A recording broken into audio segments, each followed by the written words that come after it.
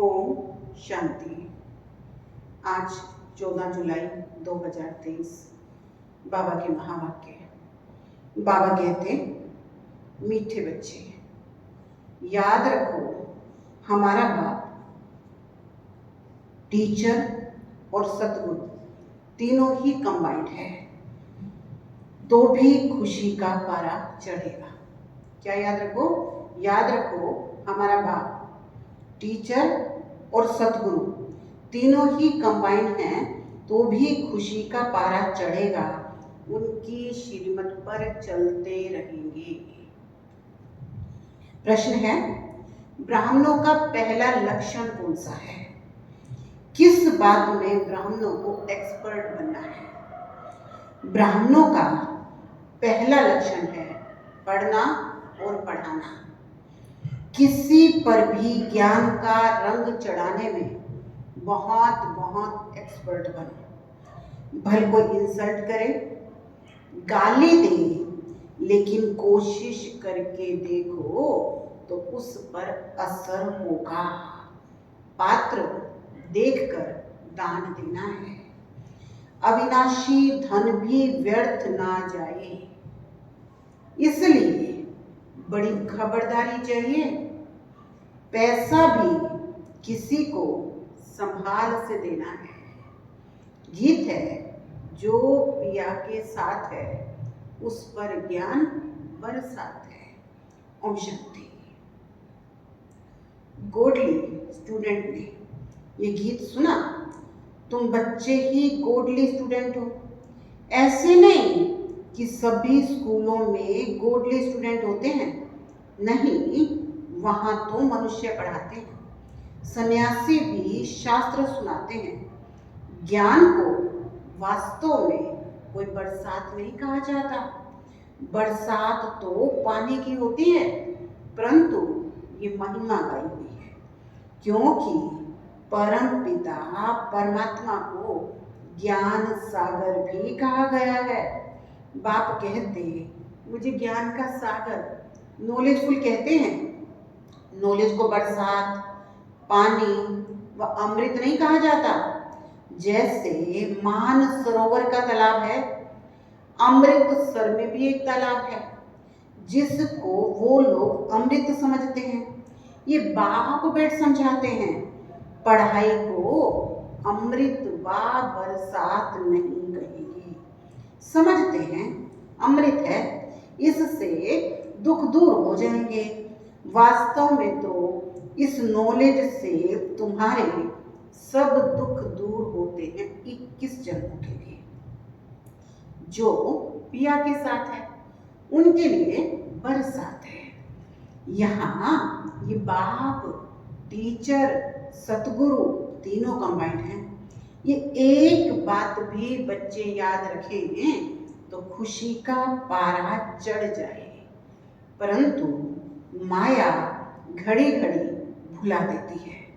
यहाँ तुम बच्चे चलते हो श्रीमत पर, श्रीमत से तुम श्रेष्ठ बनते हो। भगवान है उच्चते उच्च बाप। उच्चते उच्च बाप की पढ़ाई से उच्चते उच्च बन सकते हो। अब जो पिया के सम्मुख बैठे हैं सब स्टूडेंट हैं। यहाँ बैठेंगे, पढ़कर फिर अपने घर जाना है। दिन प्रतिदिन स्टूडेंट तो बहुत हो जाएंगे। अगर सभी को एक ही घर में साथ रखें तो कितना बड़ा मकान चाहिए। सारा आबू मकान बना दें तो भी पूरा नहीं होगा। कितने सेंटर हैं, अभी तो अजून थोड़े हैं, इससे भी 1000 गुना जास्ती होंगे। 1000, 2000, 5000, 7000 भी सेंटर हो सकते हैं। और अभी कितने हैं? 8500। तो बाबा कहते हैं फिर घर घर में ये ज्ञान गंगाएं ज्ञान की वर्षा करेंगी। इतने ढेर बच्चे हो जाएंगे, जहां तहां देखो सेंटर्स खोलते जाते हैं। कोई गीता पाठशाला नाम रखते हैं, कोई ब्रह्मा कुमारी ईश्वरीय विश्वविद्यालय नाम रखते हैं, वास्तव में ब्रह्मा कुमारी नाम रखने में डरना नहीं चाहिए।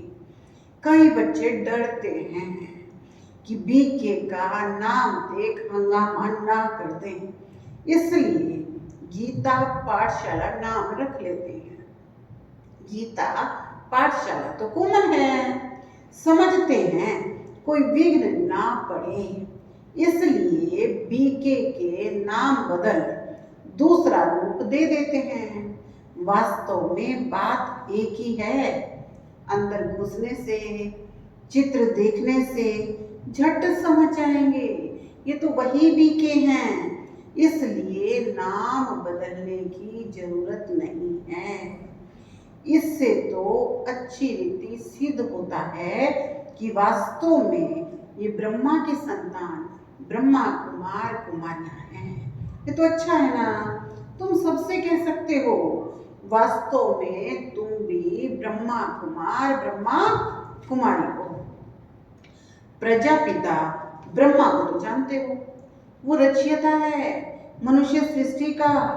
निराकार परम पिता परमात्मा कोई आत्माओं का रचता नहीं है, वो तो आत्माओं का अनादि बाप है। भगवान ने आत्माओं को रचा नहीं है, जैसे बाप अनादि है ना, ऐसे आत्मा भी अनादि है। प्रजापिता ब्रह्मा भी अनादि है, आत्माओं का बाप इनमें आते हैं, आकर ब्रह्मा को एडॉप्ट करते हैं प्रजा रचने के लिए। ब्रह्मा द्वारा ब्राह्मण कुल रचना है, ये समझाने में और भी सहज होगा, परंतु डरते हैं, कहते हैं बीके के पास मत जाना। बाबा क्या कहते हैं, दुनिया तो कहती है, बाबा भी याद दिला रहे हैं, लोग बीके के पास जाने से डरते हैं, कहते हैं बीके के पास मत जाना, गीता पाठशाला में भले चले जाओ। घर घर में ज्ञान गंगा का अर्थ भी मनुष्य नहीं समझते। भक्ति मार्ग में नारद को मुख्य गिना जाता है, झांझ बजाने वाला भगत था। ऐसे नहीं, नारद कोई ऐसा रूप वाला था जैसा चित्र दिखाते हैं। वास्तव में बंदर तो तुम सब अभी हो। सूरत है मनुष्य की और सीरत है बंदर की, यूं तो सभी नारद हैं, सब भगत हैं, समझ सकते हैं। जब तक हम दैवी गुण वाले मनुष्य ना बने तब तक हम लक्ष्मी को वर नहीं सकते। सभी मेल अथवा फीमेल भगत नारद हैं। कहा जाता है अपनी सीरत तो देखो, तुम तो बंदर हो, तुम्हारे में 5 विकार हैं, इसलिए लक्ष्मी को वर नहीं सकते। है सारी यहाँ की बात, बाबा ने समझाया है। सभी दुशासन अथवा दुर्योधन है, द्रौपदियों के चीर हरते हैं, इसलिए माताएं पुकारती हैं हमको नग्न होने से बचाओ, रक्षा करो। कन्याएं कहती हैं लाज रखो गिरधारी। नाम तो बहुत रख दिए हैं। मनुष्यों का बुद्धि योग चला जाता है श्री कृष्ण की तरफ, परंतु किसी भी देहधारी को याद करने से विकर्म विनाश हो नहीं सकते।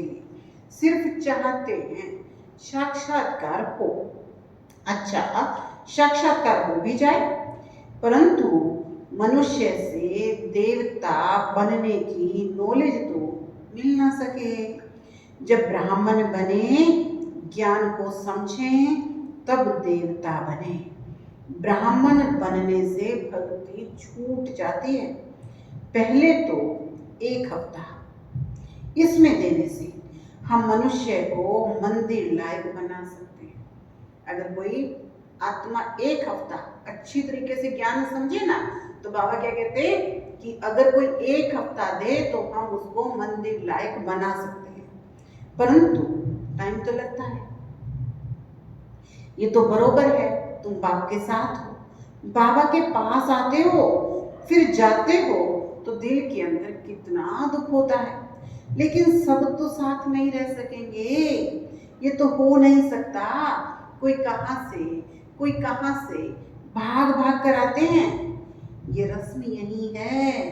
साधु संत आदि के पास तो ढेर जाकर इकट्ठे होते हैं, कोई भी किसी को मना नहीं करते, लेकिन यहाँ पवित्र बनने की बात आती है इसलिए रोकते हैं। सन्यासियों में तो सिर्फ मेल घर बार छोड़कर चले जाते हैं। यहाँ तो कुमारियां माताएं सभी हैं। कन्याओं को माँ बाप डॉक्टर सब कहते हैं। अगर शादी नहीं करोगी तो बीमार हो जाओगी।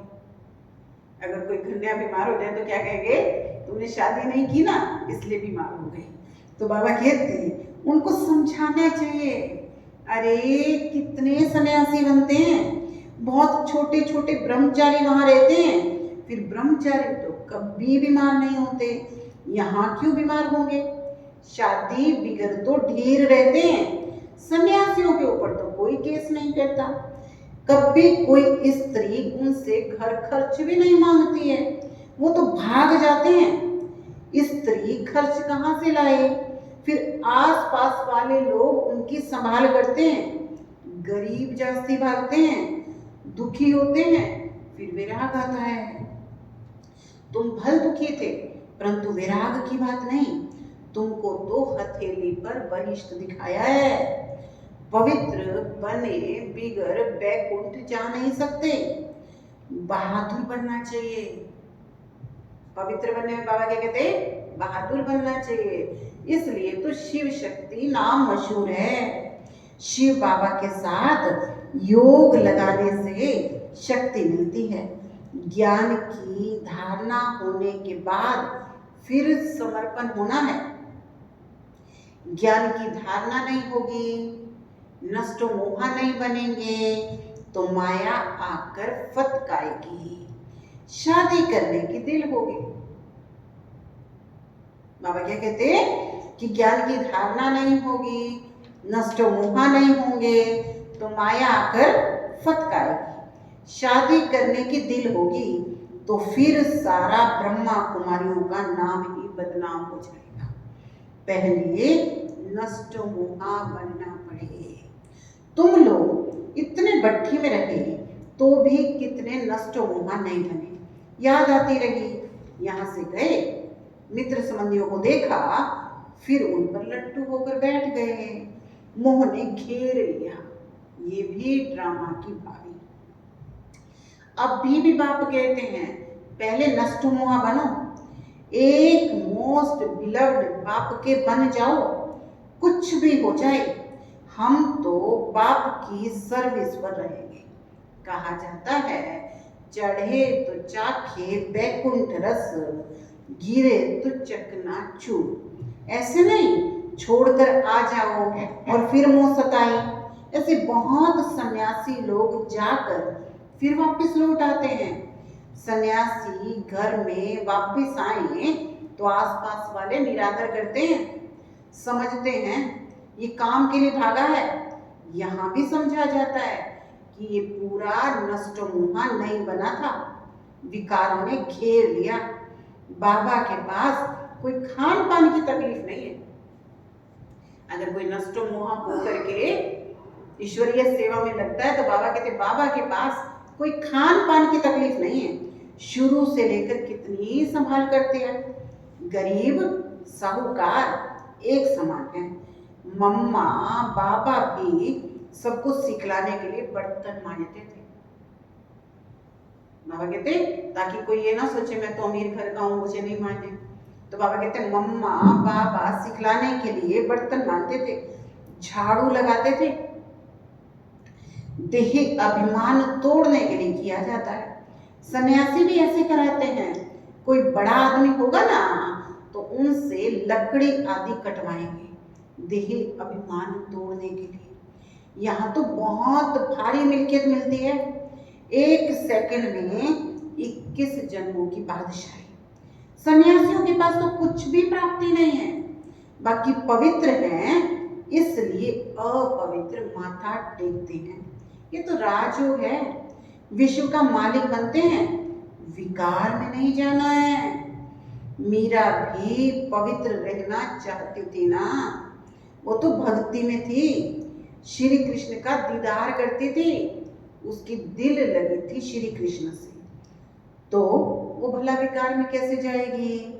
सो भी एक जन्म करके मीरा दूसरे जन्म में भक्ति मार्ग में गई हो, ऐसे भी कह सकते हैं वो भक्ति मार्ग में गई, क्योंकि अंतमति सुगति होती है।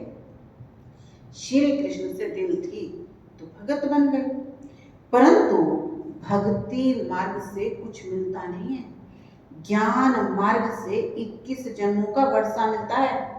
भक्ति भी पहले शिव की करते हैं, फिर देवताओं की।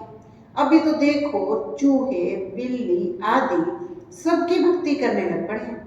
श्री कृष्ण को छोड़ हनुमान गणेश की भक्ति करने लग पड़ते हैं।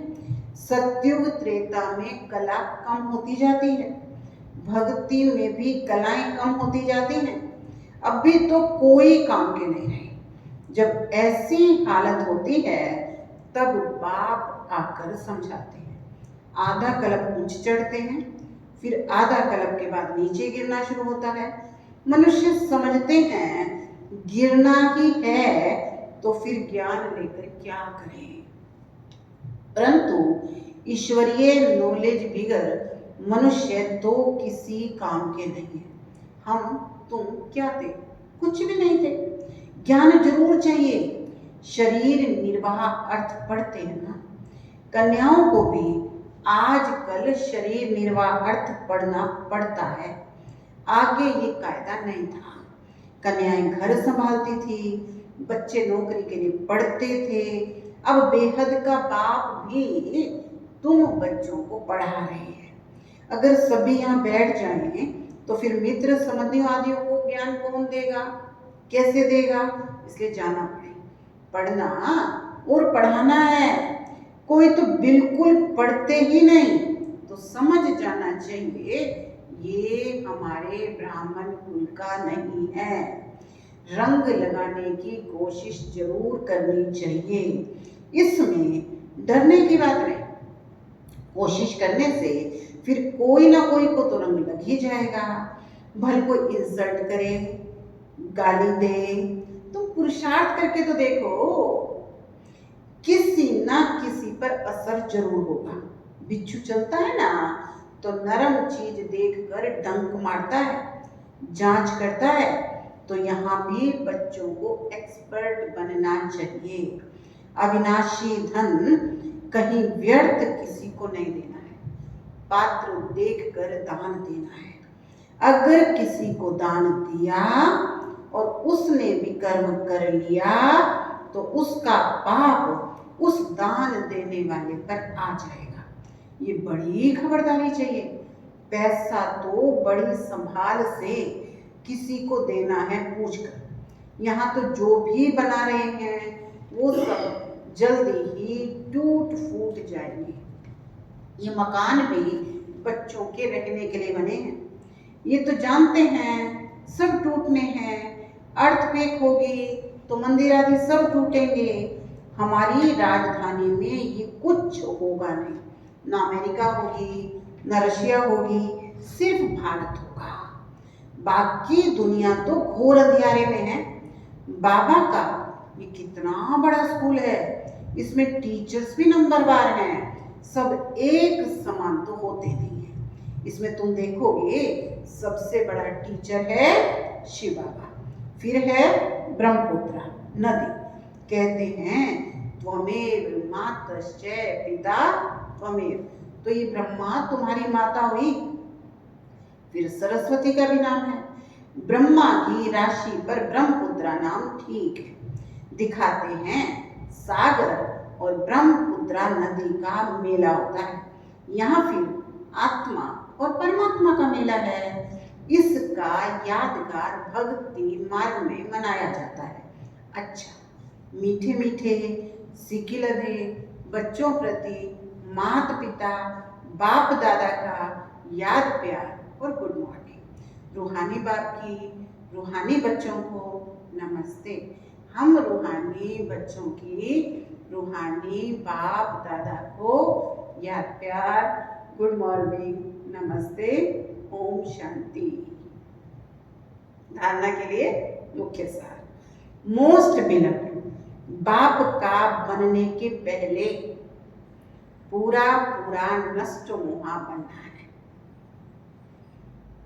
जब अवस्था पक्की हो जाए तब सेवा में लगना है। सेकंड है, इस दुनिया से दिल का विराग रख पवित्र बनने में बहादुर बनना है। दान बहुत खबरदारी से पात्र को देखकर देना है। आज का वरदान है, परिस्थितियों को साइड सीन समझ। साइड सीन, जब हम कहीं सफर में जाते हैं ना, तो रास्ते में बहुत सारे पहाड़, पेड़, बहुत सारी चीजें आती हैं, लेकिन पता है पार हो जाएंगी। जैसे परिस्थितियों को साइड सीन समझ पार कर आगे बढ़ने वाले मास्टर सर्वशक्तिवान भव। सदा अपने मास्टर सर्वशक्तिवान स्वरूप की स्मृति में रहो, तो हर परिस्थिति ऐसे अनुभव होगी जैसे एक साइड सीन है। परिस्थिति समझने से घबरा जाते, लेकिन साइड सीन अर्थात रास्ते के नजारे समझेंगे तो सहज पार कर लेंगे, क्योंकि नजारों को देख करके खुशी होती है। घबराते नहीं, विघ्न नहीं करते। विघ्न आगे बढ़ने का साधन है। परीक्षा से क्लास में आगे बढ़ते हैं, इसलिए कभी कोई बात में रुको नहीं। सदा मास्टर सर्वशक्तिवान हूं, इस स्मृति से उड़ती कला का अनुभव करते रहो। स्लोगन है, ऐसे सहज योगी बनो जो आपको देखने से दूसरों का योग लग जाए। ऐसे सहज योगी बनो जो आपको देखने से दूसरों का योग लग जाए। तो आज का होमवर्क है, मैं मास्टर सर्वशक्तिवान हूँ। ओम शांति।